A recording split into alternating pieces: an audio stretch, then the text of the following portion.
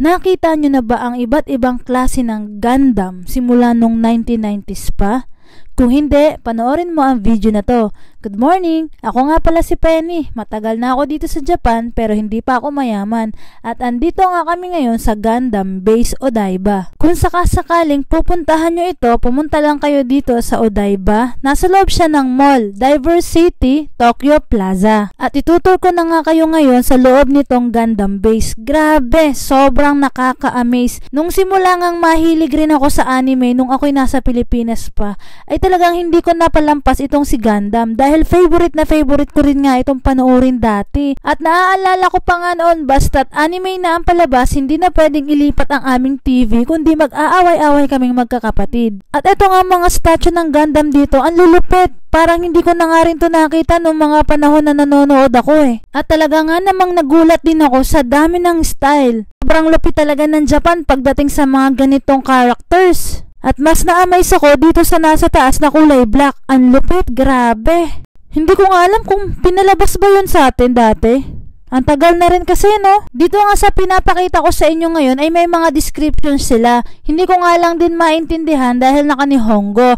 Pero hindi ko rin alam kung for sale itong mga part na ito. Mamaya ipapakita ko sa inyo yung mga for sale na items. Dahil sa loob nga nito ay meron din nga silang bilihan ng mga Gundam figure. Yung iba nga, karamihan ay sold out na eh. Mamaya ipapakita ko sa inyo. Ito naman nga pala yung Gundam statue na nasa entrance. Ito kagad ang bubungad sa'yo bago ka pumasok. At eto, magsimula na tayo sa pinakaunang Gundam, 1985. And ayan, nakalagay na rin yung presyo niya. Ibig sabihin, for sale na itong mga ito.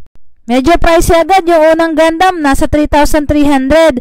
Di ko lang sure kung kasama na yung tax doon, malamang hindi pa. Ito naman yung next na Gundam, 1986 nga ito. Medyo namumukhaan ko na yung karakter na bida. Ito ang 2021, medyo latest to na Gundam. Mukhang dito lang to sa Japan pinalabas, hindi familiar yung karakter eh. Nakakalula nga tong mga nakikita ko ngayon. Etong isang to, parang double transformation ng style.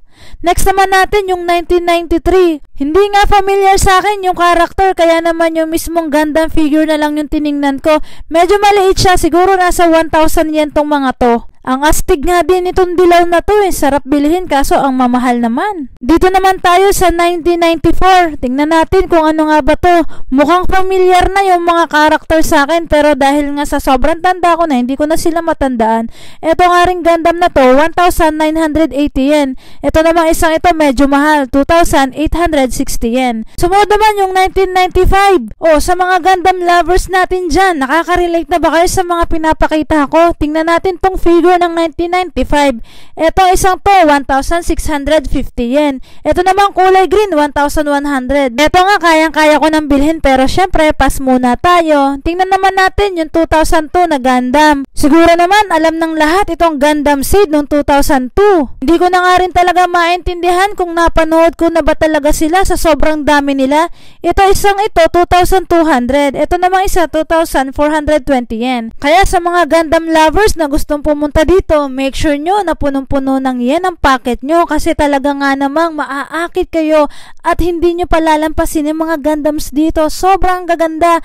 Kaya naman kung once in a lifetime lang kayo makakapunta dito, make sure nyo na makakabili kayo ng favorite na Gundams nyo dito. Medyo gabi na nga nung pumasok kami dito sa Gundam Base kaya naman medyo maluwag na ang mga tao at talaga nga namang nakakaikot kami ng maayos. Medyo nasa loob nga yung bilihan ng mga Gundam figure at kitang-kita mo naman ang daming new items. Dito naman sa gilid yung may mga sold out, yung may mga tatak na red. Ito naman ipapakita ko sa inyo yung display na ito ay yung nasa likod nung una kong ipinakita sa inyo. Ito yung year 2022, 2011. Ito naman yung year 2007. Yung mga ganitong size ng figure ay nasa 1,000 yen pataas ang presyo. Tapos ito yung 1999. Meron ka rin namang mabibili dito na less than 1,000 yen. Tulad nitong isang ito, 660 yen.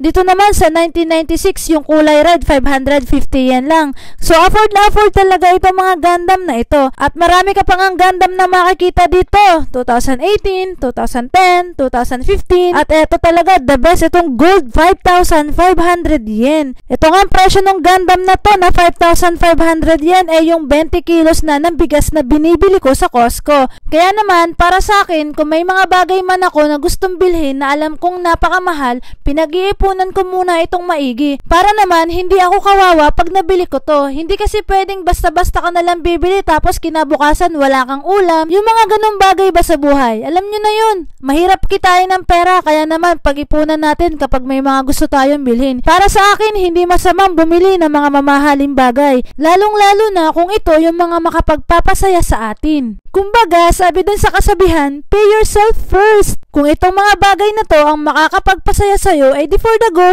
I-buy lang mo na yan or di kaya i-add to cart mo na yan. Basta make sure mo na may pang-ulam ka kinabukasan, may pang-remittance ka sa Pilipinas at meron kang savings na naitago. At may mga kasabihan pa nga na you only live once, kaya naman live your life to the fullest. Hanggang dito na lang muna, Jane!